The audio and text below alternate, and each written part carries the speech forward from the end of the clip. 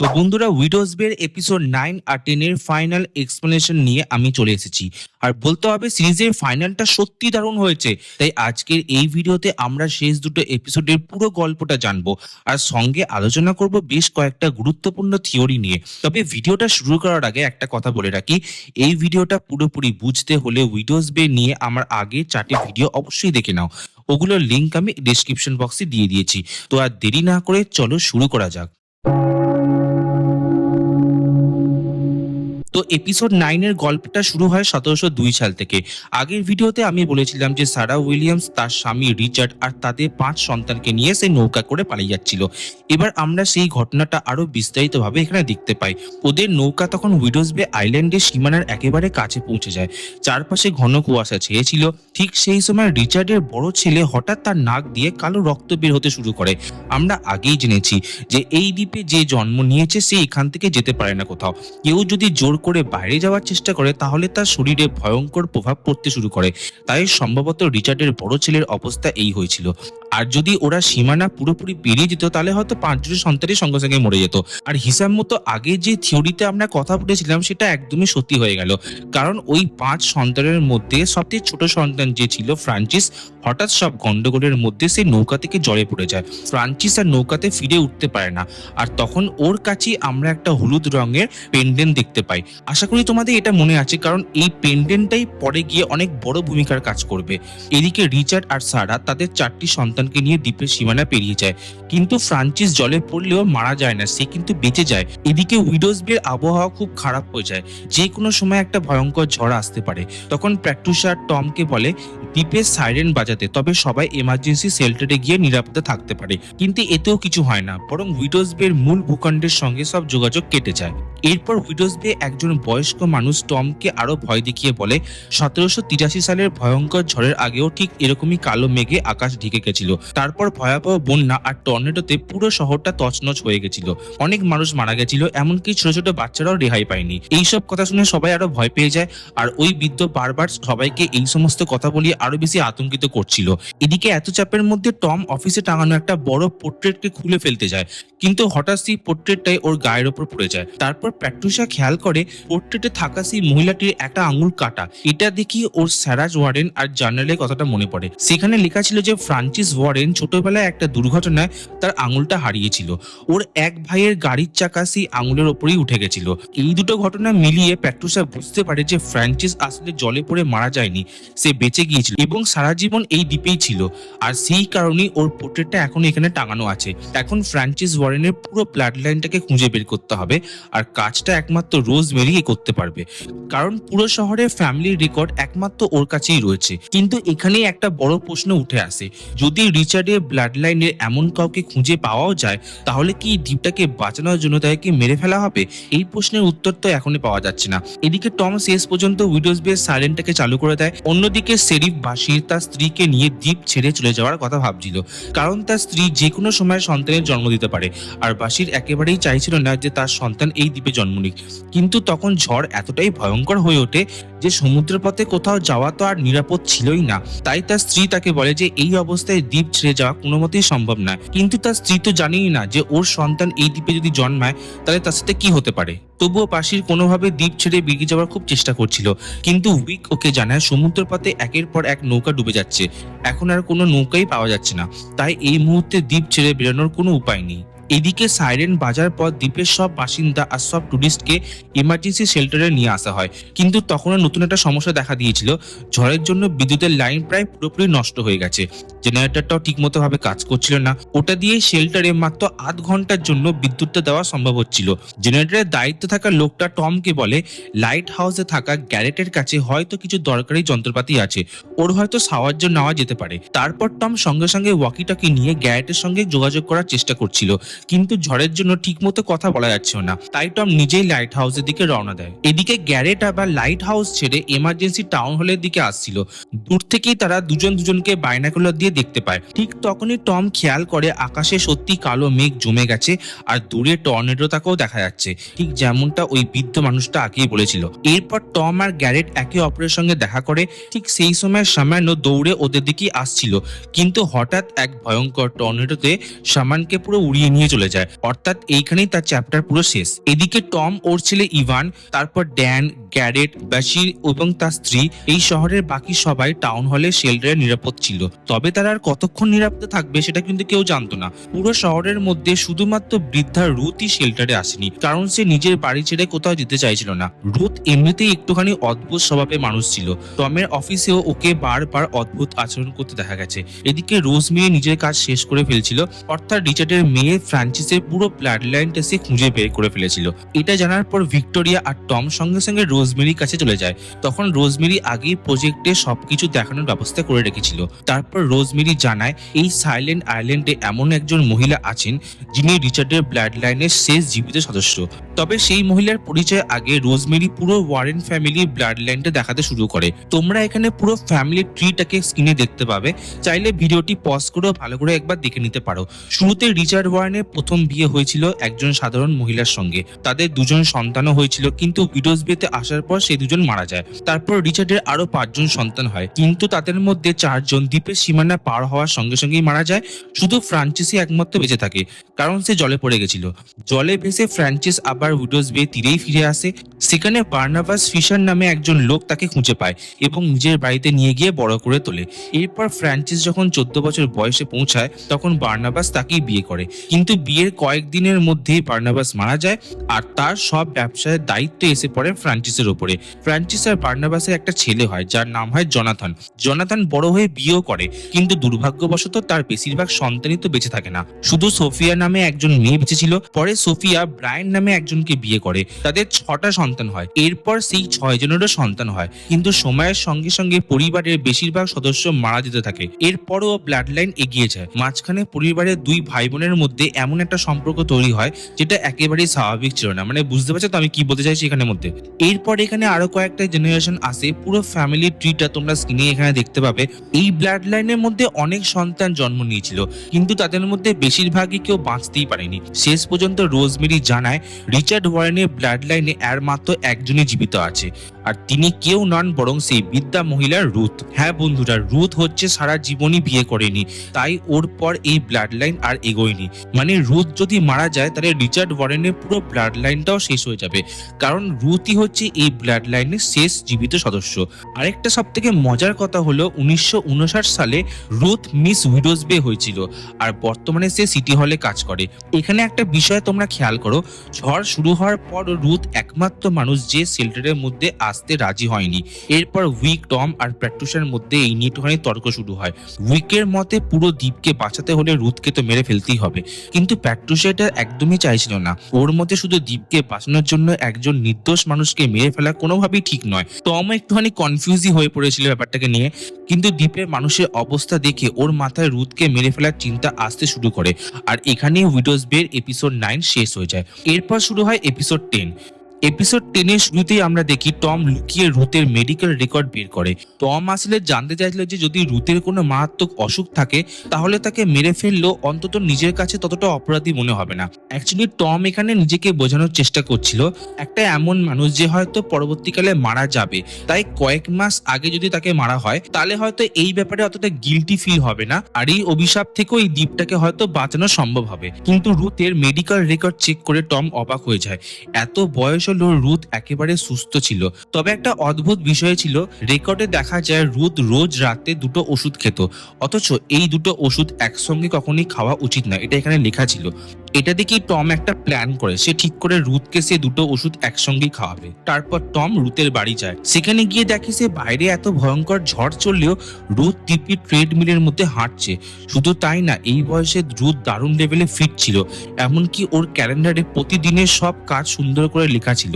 এসব দেখে বোঝাই যায় রুথ নিজের জীবনটা পুরোপুরি উপভোগ করে কাটাচ্ছিল। আসলে রুথ শুধুমাত্র নিজের জীবনটাকে উপভোগ করতো না, প্রতিদিন পাশের বাড়ির মানুষদেরও সিঁড়ি ওঠা নামাতে সাহায্য করতো, আর সে নিজেও এমন ভাবে সিঁড়ি বেয়ে দৌড়ে উঠতো যেন কোনো এক তরুণী। এসব দেখে টমের নিজের ওপর খুব অপরাধ বোধ হতে শুরু করে, কারণ সে বুঝতে পারে যদি সে রুথকে মেরে ফেলে তাহলে সে একজন সম্পূর্ণ সুস্থ ও প্রাণভক্ত মানুষকেই হত্যা করবে। তবে এখানে একটা বড় প্রশ্ন উঠে আসে, 84 বছর বয়সেও রুথ এত অবিশ্বাস্য রকম ভাবে ফিট কি করে থাকতে পারে? এদিকে শেল্টারের ভেতরে খাবার খুব লিমিটেড থাকায় সবাইকে রেশন করে প্যাকেজিং ফুড দেওয়া হচ্ছিল। সেখানে রোজমেরি একটা কথা জানায়, এখানে যে যে মহিলা আগেই শেল্টারের দায়িত্বে ছিলেন তিনি রোজমিনিকে কড়া করে বলেছিলেন যাই হোক না কেন কখনো যেন সে শেল্টারে না আসে। মানে এই শেল্টারে অতীতে নিশ্চয়ই এমন কোনো ভয়ঙ্কর রহস্য লুকিয়ে আছে যা আমরা পরে জানতে পারবো। অন্যদিকে শেরিফ ব্রাশির ও তার স্ত্রী একটা রুমে ছিল। সেখানকার ডাক্তার জানিয়ে দেন আজই সম্ভবত তার স্ত্রী তার সন্তানের জন্ম দেবেন। এরপর প্যাট্রুসা যখন সবার মধ্যে কম্বল বিলিয়ে দিচ্ছিল তখন একটা পুরনো কম্বলের ভেতর থেকে একটা রহস্যময় চিরকুট বেরিয়ে আসে। সেখানে লেখা ছিল যদি তুমি এই চিরকুটটা পড়ে থাকো তাহলে আমি ইতিমধ্যে মারা গেছি। এই চিরকুটটা দেখে প্যাট্রুসা একদম অবাক হয়ে যায়। আর বিশ্বাস করো এই নোটটার কথা অবশ্যই কিন্তু মনে রেখো, কারণ পরে এটা খুব গুরুত্বপূর্ণ ভূমিকা নেবে। এদিকে শেল্টারের ভেতরে থাকা পর্যটক আর দ্বীপের বাসিন্দারা ধীরে ধীরে অস্থির হয়ে উঠছিল। সেই বৃদ্ধ মানুষটাই সবাইকে ভুলভাল কথা বলে ভয় দেখাতে থাকে। এই ঝড় নাকি অনেকদিন ধরে চলতে পারে, নানা রকম জিনিসপত্র। পরিস্থিতি খারাপ হতে দেখে প্যাট্রুসা গেলকে বলে শেল্টারের ভেতরে যদি কোনো বোর্ড গেম বা কার্ড গেম থাকে তাহলে সেটা নিয়ে আসতে, যাতে মানুষজন খেলাধুলার মধ্যে তাদের মনটা একটু হলো এই আতঙ্ক থেকে একটুখানি ডিস্ট্র্যাক্ট হতে পারে। এদিকে শেল্টারে থাকা টুরিস্ট কিডি আর যার প্রতি ইভানের ভালো লাগা ছিল সেও সেখানে উপস্থিত হয়েছিল। কেলির বন্ধু পিজিও তার সঙ্গে ছিল। ইভান ওদের জানায় যে শেল্টার থেকে বের হওয়ার একটা গোপন রাস্তা সে খুঁজে পেয়েছে। সে প্রস্তাব দেয় তিনজন বন্ধু চুপচাপ এই গোপন পথ দিয়ে বেরিয়ে বাইরে যাবে। তারা শেল্টারের ভেতরে একটা লুকানো জানলার কাছে পৌঁছায়। জানলার ওপাশে ছিল অনেক গভীর পর্যন্ত নেমে যাওয়া একটা সিঁড়ি যা সরাসরি মাটির নিচে চলে যাচ্ছে। এটা একদম একটা সরু আন্ডারগ্রাউন্ড প্যাসেজ ছিল। ওরা কেউ জানতো না যে নিচে নেমে কোথায় পৌঁছাবে, তবুও কৌতূহল আর পালানোর আশায় তিনজন সিঁড়ি বেয়ে নিচে নামতে শুরু করে। এদিকে মেয়রের অফিসে একটা কেয়ারটেকার ওদেরকে সন্দেহজনকভাবে ঘোরাফেরা করতে দেখে চুপচাপ ওদের পিছু নেয়। অন্যদিকে গেল যখন বোর্ড গেম খুঁজছিল তখন সে একটা শেল্টারের ভেতরের মধ্যে এমন একটা ঘরে পৌঁছে যায় সেটা দেখতে একেবারে পুরো কোনো ডিটেনশন সেন্টারের মতো ছিল। সেখানে একটা বড় স্ক্রিনের পাশে রাখা ছিল একটা পুরনো ফিল্ম প্রজেক্টর। ঘরটির তল্লাশি করতে গিয়ে গেল কয়েকটা পুরনো ফিল্ম রিলও খুঁজে পায়। কৌতূহলবশত গেল প্রজেক্টর চালায়। ভিডিওতে একজন লোক বলতে দেখা যায় আপনাকে অফারিং এর জন্য নির্বাচিত করা হয়েছে। কমিটি ও পিয়ার্স অত্যন্ত ন্যায্য ও কঠোর নির্বাচন প্রক্রিয়ার মাধ্যমে আপনাকে বেছে নিয়েছে। এর পিছনে অনেক কারণ থাকতে পারে, হয়তো আপনি কোনো অপরাধ করেছেন, হয়তো সমাজের কাছে আপনার কোনো ঋণ আছে কিংবা অন্য কারণ, কিন্তু নিশ্চিন্তে থাকুন আপনার নির্বাচন সম্পূর্ণ ন্যায্যভাবেই হয়েছে। তাই নিজের ভাগ্যকে মেনে নিন এবং গর্ববোধ করুন। আপনার এই স্যাক্রিফাইসটা আমাদের পুরো একটা কমিউনিটিকে রক্ষা করবে। আপনার ত্যাগের জন্য আমরা ধন্যবাদ। এই ভিডিওটা দেখিয়ে আমাদের কাছে সবকিছু অনেকটা পরিষ্কার হয়ে যায়। বোঝা যায় যে বহু বছর আগে উইডোজ বেতে নিয়মিত মানব বলির প্রথা ছিল। দ্বীপের রহস্যময় এনডিডিকে সন্তুষ্ট রাখার জন্য মানুষকে বলি দেওয়া হতো। এর বিনিময়ে সেই এনডিডি পুরো কমিউনিটিকে রক্ষা করত। অর্থাৎ উইডোজ বেতে সেই অদৃশ্য শক্তিটা সময়ে সময়ে মানুষের বলি চাইতো। আর গেল যে ভিডিওটা দেখলো সেটা আসলে সেই দুর্ভাগ্যবান মানুষদের জন্য তৈরি করা একটা ওরিয়েন্টেশন বা ইন্ডাকশন ভিডিও যাদের বলির জন্য বেছে নেওয়া হয়েছে। এবার আপনারা মনে করুন যে প্যাট্রুসার হাতে সেই রহস্যময় চিরকুটটার কথা। সম্ভবত সেই চিরকুটটা কেউ একজন এমন মানুষ লিখে গেছিল যাকে বহু বছর আগে হয়তো বলি দেওয়া হয়েছিল। হয়তো সে নিজেও এই একই কম্বল ব্যবহার করেছিল, তাই সে হয়তো লিখে রেখে গেছিল যদি তুমি এই চিঠিটা পড়ে থাকো তাহলে আমি অনেক আগেই মারা গেছি। এর মানে এই সেলটা শুধুমাত্র আশ্রয় নেওয়ার জায়গা না, অতীতে এখান থেকে সেই ভয়ঙ্কর বলিদানে পুরো প্রক্রিয়াটা পরিচালিত হতো। এবার গল্পে আমরা ফিরে আসি টম আর রুথের কাছে। রুথ তখন টমকে নিজের পুরনো ছবি দেখাচ্ছিল এবং পুরো বাড়িটা ঘুরিয়ে দেখাচ্ছিল। কিছুক্ষণ পরে টম ঘুরিয়ে একটা প্রশ্ন করে। সে জানতে চায় যদি একজন মানুষকে হত্যা করে অনেক মানুষের জীবন বাঁচানো যায় তাহলে কি সেটা করা উচিত। এই প্রশ্নটা বোঝানোর জন্য টম বিখ্যাত ট্রলি প্রবলেমে উদাহরণ দেয়। সে বলে ধরো একটা ট্রলি অনেক মানুষের দিকে ছুটে যাচ্ছে, কিছু না করলে সবাই হয়তো মারা যাবে, কিন্তু তোমার হাতে একটা লিভার রয়েছে, সেটা টানলে ট্রলিটা অন্য লাইনে চলে যাবে যেখানে মাত্র একজন মানুষ দাঁড়িয়ে আছে। তাহলে তুমি কি একজনকে বলি দিয়ে অনেক মানুষের জীবন বাঁচাবে? টমের এই প্রশ্নের উত্তরে আমরা সবাই বুঝতে পারি যে সে আসলে রুথকে নিয়ে একটা সিদ্ধান্ত নেওয়ার চেষ্টা করছে। টমের এই ট্রলির প্রবলেমে উত্তরটা শুনে রুথ একদম শান্তভাবে বলে না, আমি ট্র্যাক বদলাবো না। কেন? কারণ রুথের মতে যাদের মৃত্যুর সময়টা এসে গেছে সেটা তাদের ভাগ। জীবনকে কেউ কন্ট্রোল করতে পারে না, কখনো ভালো সময় আসে কখনো খারাপ সময় আসে, সবকিছু মেনে নিয়ে এগিয়ে যেতে হয়। আর যদি সে ট্র্যাকটা বদলে দেয় তাহলে একটা মানুষকে ফোর্সফুলি মৃত্যুর দিকে ঠেলে দেওয়া হবে, আর এমন সিদ্ধান্ত সে কোনোদিনই নিতে পারবে না। রুথের এই কথাগুলো শুনে টম আবারও অস্বস্তিতে পড়ে যায়, কারণ টম তো ঠিক করে উঠতে পারছে না যে সে অ্যাকচুয়ালি কি করবে। সে বিশ্বাস করতে একজন মানুষকে বলে দিয়ে পুরো দ্বীপের মানুষকে হয়তো বাঁচানো যাবে, আর সেটাই হয়তো সঠিক সিদ্ধান্ত। কথা বলতে বলতে টমের চোখে হঠাৎ রুথের একটা পেন্ডেন্টের উপর নজর পড়ে। অবাক করার বিষয় হচ্ছে এটা হচ্ছে সেই একই পেন্ডেন্ট যেটা আমরা আগে ফ্রান্সিসের কাছে দেখেছিলাম। মনে আছে তো ফ্রান্সিসকে ছাড়াই এই পেন্ডেন্টটা দিয়েছিল। এরপর রুথ আরো একটি অদ্ভুত ঘটনা জানায়। সে বলে 1942 সালে এই দ্বীপে একটা আসল ট্রলি লাইন তৈরি করা হয়েছিল, কিন্তু সেখানে হঠাৎ করেই সেখানে কাজ করা সব শ্রমিক রহস্যজনকভাবে নিখোঁজ হয়ে যায়। সত্যি বলতে এই দ্বীপের ইতিহাস এতটাই রহস্য আর ভয়ঙ্করের মধ্যে ভরা ছিল, সবগুলো এক ভিডিওতে কভার করাও সম্ভব না। এদিকে কথা শেষ হতেই রুথের ওষুধ খাওয়ার সময় হয়ে যায়। টম নিজেই বলে আমি ওষুধ নিয়ে আসছি, কিন্তু ওষুধটা আনতে গিয়ে টম ইচ্ছা করে রুথের সেই দুটি ওষুধকে একসঙ্গে মিলিয়ে দেয়। আমরা আগেই জেনেছি এই দুটি ওষুধ একসঙ্গে খাওয়াটা মারাত্মক কিন্তু বিপজ্জনক হতে পারে। অর্থাৎ টম এখনো রুথকে হত্যা করার সিদ্ধান্ত থেকে এখনো সরে আসেনি। তার উদ্দেশ্য এখনো একই, রুথকে মেরে পুরো দ্বীপকে বাঁচানো। অন্যদিকে শেল্টারে সবাইকে খাবারের প্যাকেট আর জল দেওয়া হচ্ছিল। কিছু কিছু মানুষ দেখতে পেল তাদের খাবারের প্যাকেটের মধ্যে ছত্রাক পড়ে গেছে, মানে ফাঙ্গাস হয়ে উঠেছে। এটা দেখেই সবারই মধ্যে একটা রাগারাগি ব্যাপার হয়ে যায়, এমন খাবার তারা খাবে না। এরপর যাদের খাবারগুলো ভালো ছিল তাদের সঙ্গে অন্যদের খাবার নিয়ে কাড়াকাড়ি লেগে যায়। সিচুয়েশনটা একদম কন্ট্রোলের বাইরেই চলে যায়। শেল্টারের ভেতরে তখন হুড়োহুড়িয়া ধাক্কাধাক্কি আরো বেড়ে যায়। এমন সিচুয়েশনের মধ্যে ভিক্টোরিয়া সবাইকে শান্ত করার চেষ্টা করে। কিছুক্ষণের জন্য সিচুয়েশনটা একটুখানি কন্ট্রোলের মধ্যে এলেও সেই বয়স্ক লোকটি কিছুতেই শান্ত হচ্ছিল না। সে সবাইকে আবার ভয় দেখাতে শুরু করে, খাবার ছাড়া হয়তো কিছুদিন বেঁচে থাকা যায়, কিন্তু জল ছাড়া তো একদমই বাঁচতে পারবো না। তার কথাগুলো শুনে সবাই খুব উত্তেজিত হয়ে পড়ে। জল নিয়ে নতুন করে ঝগড়া শুরু হয়ে যায়। ঠিক তখনই প্যাট্রুসা কোনোভাবে সবাইকে শান্ত করে পরিস্থিতি থেকে সামাল দেয়। এদিকে শেল্টারে অন্য ঘরে তো বাসির ছিল, সেখানে রোজমেরি তার স্ত্রীর জন্য আগে থেকেই দুটো জলের ক্যানের ব্যবস্থা করে রেখেছিল। এরপর রোজমেরি বাসিরকে জানায় যে উইক, প্যাট্রুসা আর টম অনেকক্ষণ ধরে নিজেদের মধ্যে কিন্তু ফিসফিস করে কিছু কথা বলছিল। মনে হচ্ছে রিচার্ড ওয়ারেনকে নিয়ে তারা কিছু গুরুত্বপূর্ণ তথ্য জেনে গেছে। এই কথাটা শুনে ব্যাসি সরাসরি প্যাট্রুসার কাছে যায়, এই দ্বীপে আসলে কি হয়েছিল। তখন প্যাট্রুসা পুরো দ্বীপের অভিশাপের কথা ব্যাসিরকে খুলে বলে। সে আরো জানে টম এখন রুথকে হয়তো মারার জন্যই পরিকল্পনা করছে, আর রুথই হচ্ছে রিচার্ড ওয়ারেনের শেষ বংশধর। এই কথাটা শুনে বাসির আর এক মুহূর্ত দেরি করে না, সে সেন্টার থেকে বেরিয়ে রুথের বাড়ির দিকে যায়। ওদিকে রুথ ইতিমধ্যে ওষুধগুলো খেয়ে শুয়ে পড়েছিল। তাকে দেখে তো প্রথমে মনে হচ্ছিল সে হয়তো সত্যি মারা গেছে, কিন্তু টম কাছে গিয়ে বুঝতে পারে রুথ শুধুমাত্র ঘুমিয়েছিল, সে এখনো বেঁচে আছে। অর্থাৎ ওষুধ মিশিয়ে দেওয়ার পরিকল্পনা সফল হয়নি, তাই টমকে এখন রুথকে মারার জন্য অন্য কোনো উপায় খুঁজতে হবে। এদিকে টমের ছেলে ইভান, পিজে আর কাইলি একই সঙ্গে শেল্টারের নিচে সেই আন্ডারগ্রাউন্ডের মধ্যে চলে যায়। সেখানে কাইলি হঠাৎ ইভানকে চুমু খায়। এরপর তারা তিনজন এমন একটা ঘরে গিয়ে পৌঁছায় যেখানে একটা অদ্ভুত ইলেকট্রিক চেয়ার রাখা ছিল। ঘরটিতে একটা বড় মেটাল ডোরও ছিল। এই ঘর আর ইলেকট্রিক চেয়ার তো আমরা আগের ভিডিওতে অনেকবার দেখেছি। পিজে এখানে মজা করে সেই ইলেকট্রিক চেয়ারের মধ্যে বসতে যাচ্ছিল, কিন্তু ইভান একটু সাবধান করে দিল। সে তো এই বিষয়টাকে নিয়ে খুব একটা গুরুত্ব দেয়ই না। অন্যদিকে শেল্টারের ভেতরে পরিস্থিতি আবারও খারাপ হতে শুরু করে। উত্তেজিত মানুষজন লাইট প্যানেল আর ইলেকট্রিক বোর্ডে হাত দিতে শুরু করে, ফলে বারবার আলো নিভে যায়, আলো জ্বলে ওঠে। পুরো শেল্টার জুড়ে আতঙ্ক আর বিশৃঙ্খলা ছড়িয়ে পড়ে। ঠিক তখনই বড় বড় স্পিকার থেকে পুরোনো একটা রেকর্ড বেজে ওঠে। সেখানে বলা হয়, সময় এসে গেছে, তোমরা এখন আমাদের কথাগুলো খুব ভালো করে মন দিয়ে শোনো, সামনে এগিয়ে যাও আর ভিক্ষা চেও না। এটা স্পষ্ট বোঝা যাচ্ছে যে এটা বহু বছর আগে একটা পুরনো রেকর্ডিং। সেই সময় যখন উইডোজ বেতে সেই রহস্যময় এন্টিটিকে সন্তুষ্ট করার জন্য যখন মানুষকে বলি দেওয়া হতো, তখন হয়তো এই রেকর্ডিংটাকে বাজানো হতো। স্পিকার থেকে শোনা এই পুরনো ঘোষণাটি আসলে সেই সব মানুষদের জন্যই ছিল যাদের বলির জন্য বেছে নেওয়া হতো। এই কথা শুনে শেল্টারের সবাই আরো ভয় পেয়ে যায় আর উত্তেজনা আরো বেড়ে যায়। এদিকে গেল এখনো সেই পুরনো টেপগুলো দেখছিল। সেই টেপে সেই একই বৃদ্ধ লোকটি আবার বলতে শোনা যায়, সাহস রেখো এবং নিজের ভাগ্যকে মেনে নাও, আমাদের বেঁচে থাকা তোমাদেরই উপর নির্ভর করছে। এই দুর্দিন শেষ হবে না যতক্ষণ না আমরা আমাদের প্রতিশ্রুতিকে পূরণ করছি।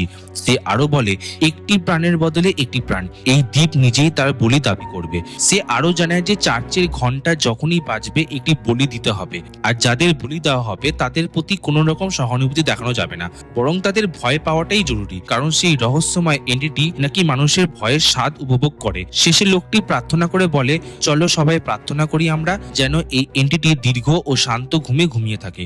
এই রেকর্ডিংটা দেখার পর গেলের অবস্থা আরো খারাপ হয়ে যায়। এতে পরিষ্কার বোঝা যায় যে অতীতে উইডোজ বেতে সতী মানুষকে সেই রহস্যময় এন্টিটির জন্য বলি দেওয়া হতো। আর যদি তোমাদের মনে থাকে তাহলে সিরিজের দ্বিতীয় এপিসোডে চার্চের ঘন্টাটা তখন বেজেছিল। যদিও ঘন্টাটি চার্চের ভেতরে বাঁধা ছিল, তবুও সেই ঘন্টা নিজে থেকেই বেজে উঠেছিল।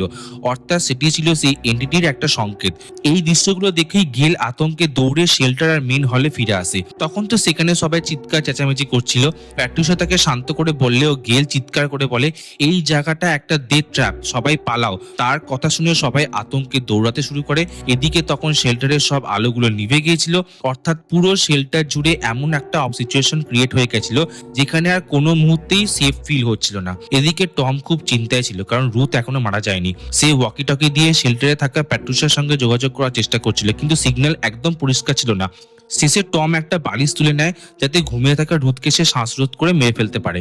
কিন্তু ঠিক তখনই রুথ ঘুম থেকে ওঠে আর টমের সঙ্গে কথা বলতে শুরু করে। তখন রুথ টমকে জানায় যদিও সে কখনো বিয়ে করেনি, তবুও একসময় একজন বিবাহিত পুরুষের সঙ্গে তার সম্পর্ক ছিল। তখন রুথের বয়স ছিল 40-এর কোঠায়, কিন্তু সেই ব্যক্তি নিজের স্ত্রীকে ছেড়ে আসতে রাজি না হওয়ায় তাদের সম্পর্ক বেশি দিন টেকেনি। এরপর রুথ একটা বড় সত্য এখানে প্রকাশ করে। সে জানায় সেই সম্পর্ক থেকে সে গর্ভবতী হয়েছিল।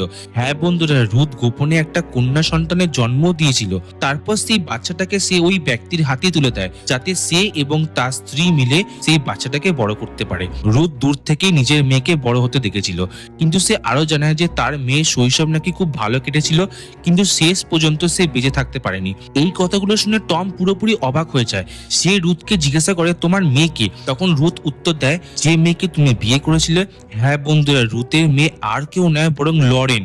তাহলে লরেনের ছেলে ইভান আসলে টমের নিজের ছেলে। তার মানে রিচার্ড ওয়ারেনের অ্যাকচুয়াল বংশধর লরেন ও টমের ছেলে ইভান।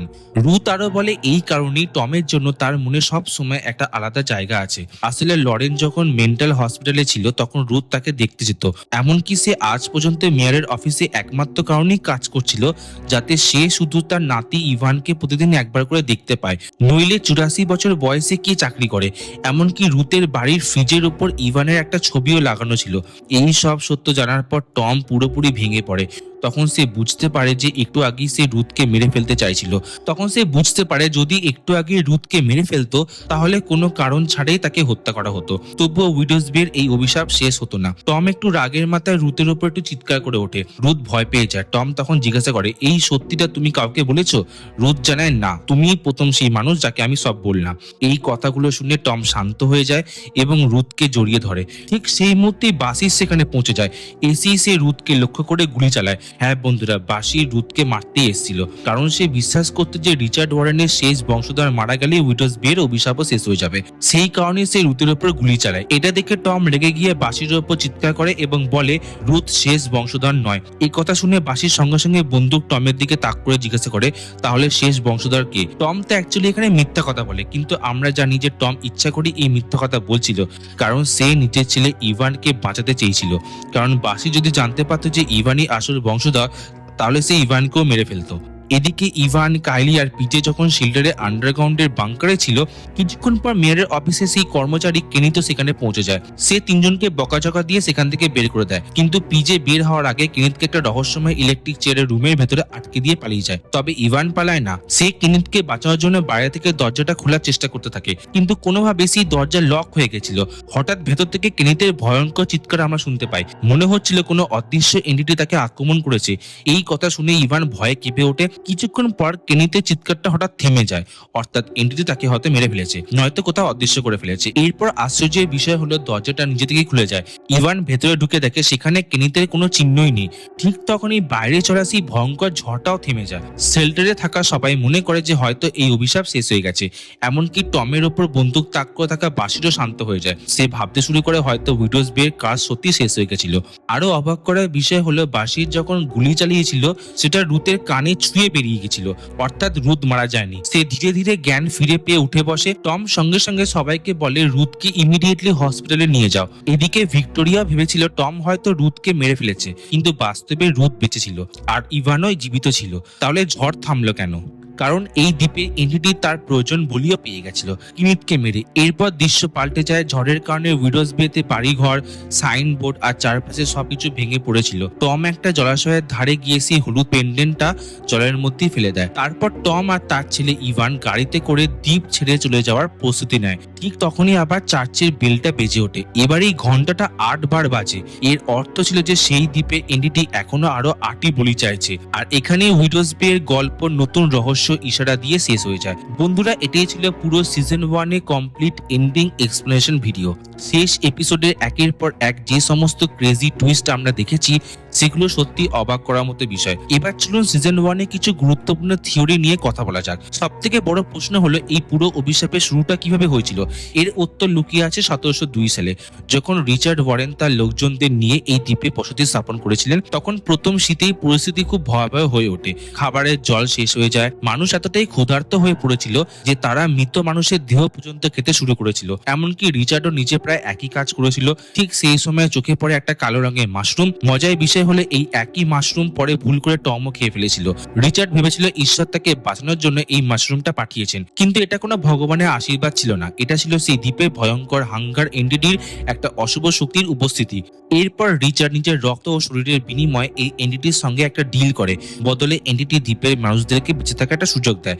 কিন্তু প্রতিটি চুক্তির মধ্যে একটা মূল্য থাকে না। এই চুক্তির শর্ত ছিল যতদিন রিচার্ড ওয়ারেনের বংশধর এই পৃথিবীতে বেঁচে থাকবে ততদিন এই ডিল এবং কাজ তখনই শেষ হবে না। অর্থাৎ অভিষেক ভাঙার একটাই উপায় ছিল, রিচার্ড ওয়ারেনের পুরো ব্লাড লাইনকে পৃথিবী থেকে সম্পূর্ণ শেষ করে দেওয়া। টম শেষ এপিসোডে এই সত্যটি বুঝতে পারে, আর পুরো ফিনালেটাই এই বিষয়টাকে কেন্দ্র করে এগোচ্ছিল। উইডোজ বের মানুষজন শত শত বছর আগে বুঝে গেছিল যে এই এন্টিটিকে শক্তি দিয়ে হারানো অসম্ভব। এমনকি যারা এই দ্বীপে জন্মায় তারাও সহজে এই দ্বীপ ছেড়ে যেতে পারে না। এই এন্টিটি এতটাই শক্তিশালী যে তার বিরুদ্ধে লড়াই করার কোনো মানেই হয় না। তাই তারা অন্য একটু উপায় বেছে নেয়। সেটি হলো নিয়মিত এই এন্টিটির খিদে মেটানো, অর্থাৎ পরিকল্পনা করে মানুষের বলি দেওয়া, যাতে সে রেগে পুরো শহর ধ্বংস না করে। এই পুরো ব্যবস্থার সবচেয়ে ভয়ঙ্কর বিষয় হলো চার্জ বেল। মনে আছে তো, এই ঘন্টাটা কিন্তু কেউ বাজায় না, তবু এটি অলৌকিক ভাবে নিজে থেকেই বেজে ওঠে। আর যখনই এটি বাজে তখন সেটি একটা ওয়ার্নিং দেয়। ঘন্টাটা ঠিক যতবার বাজবে এই এন্টিটি ঠিক ততটা আতেই দাবি করে। যদি একবার বাজে তাহলে একজন মানুষের বলি লাগবে, দুবার বাজলে দুজন মানুষের বলি লাগবে।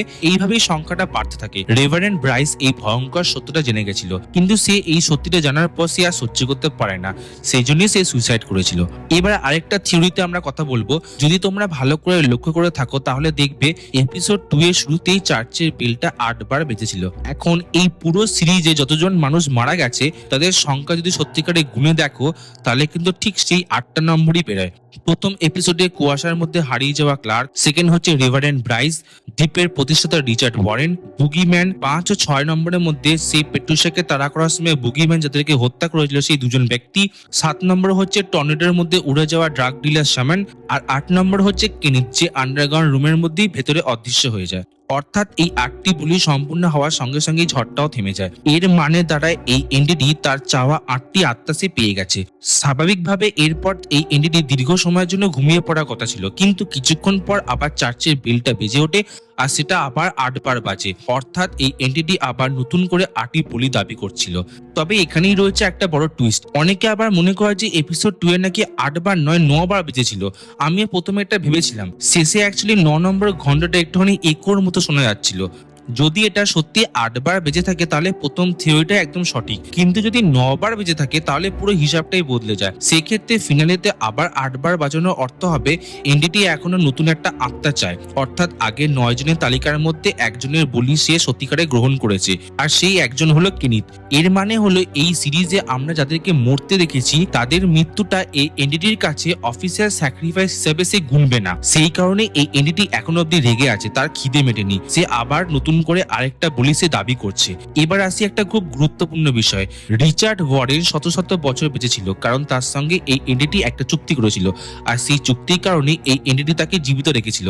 ঠিক এই ঘটনা সম্ভবত রুথের ক্ষেত্রে একই জিনিস ফেস করে, কারণ আপনারা ভেবে দেখুন রুথের বয়স 84 বছর, কিন্তু সে অবিশ্বাস্যকর রকম ভাবে কিন্তু সুস্থ একটা মানুষ। তিনি অনায়াসে ট্রেডমিলে দৌড়ান, সিঁড়ি ভাঙেন একদম তরুণ মানুষের মতো। এমনকি টম ভুল করে ওষুধ পাল্টে দিলেও তবুও তার এমন কোনো ক্ষতি হয় না। শুধু তাই না, বাসার গুলি চালিয়েও তাকে মারতে পারে না, গুলি কানের পাশ দিয়ে বেরিয়ে যায়। আর বারবার মৃত্যুর মুখে পড়েও রুথ কোনো না কোনো ভাবে বেঁচে যায়। এখান থেকে একটা নতুন থিওরি আমাদের সামনে আসে। রিচার্ড ওয়ারেন মারা যাওয়ার পর এনডিটি তার সঙ্গে করা সেই চুক্তি অনুযায়ী ওয়ারেন পরিবারের সবচেয়ে বয়স্ক জীবিত সদস্যের ওপর নিজের সুরক্ষাকে স্থানান্তর করে, আর সেই মানুষটাই হচ্ছে রুথ। অর্থাৎ রুথ হচ্ছে এই অভিশাপের নতুন অ্যাঙ্কার বিং।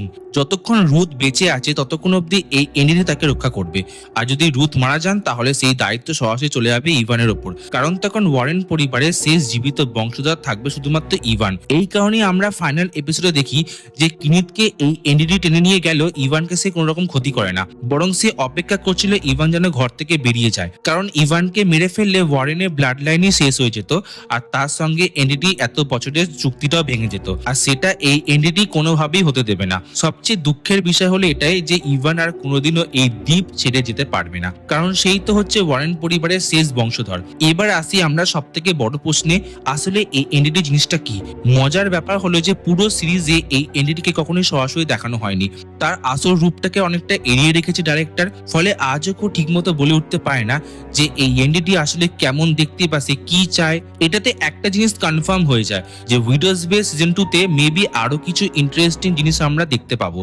তো বন্ধুরা, এই ছিল উইডোজ বে এন্ডিং এ কমপ্লিট একটা এক্সপ্লেনেশন ভিডিওটি ভালো লেগে থাকলে একটা লাইক ও সাবস্ক্রাইব করে পাশে থাকবেন, আর কমেন্টে আমাকে প্লিজ সাজেস্ট করবেন যে কোন মুভির এক্সপ্লেনেশন ভিডিওটা আপনাদের চাই, সেটা আমি নিয়ে আসবো আপনাদের কাছে। তাহলে দেখা হচ্ছে পরের ভিডিওতে। আমি মৃণাল দে, আর তোমরা দেখছিলে হরর টিউব বাংলা।